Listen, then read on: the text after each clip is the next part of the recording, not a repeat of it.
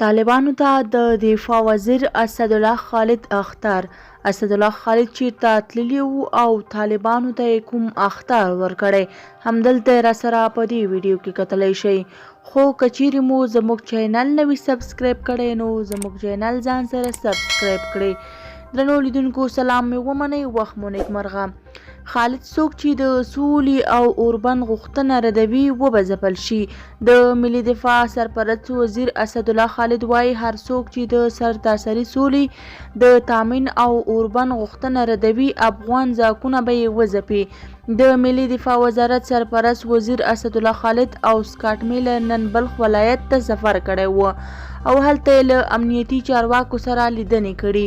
بلخ ته د دغه سفر پر مهال اسدالله خالد ویلي هر څوک چې د سرتاسري سولې تامین او اوربند غوښتنه ردوي افغان ځواکونه به یې وځپي.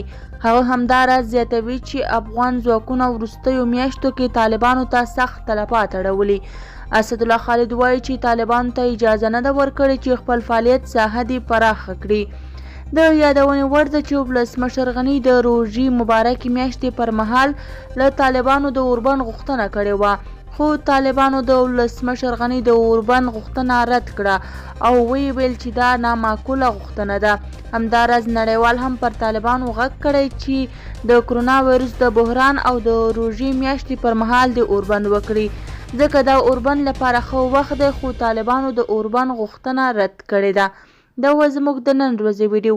که مو ویډیو خوښه شوې وي نو زموږ ویډیو لایک او زموږ چینل سبسکرایب کړئ. له توجه څخه مو نړۍ مننه. تر بیا ښې چارې.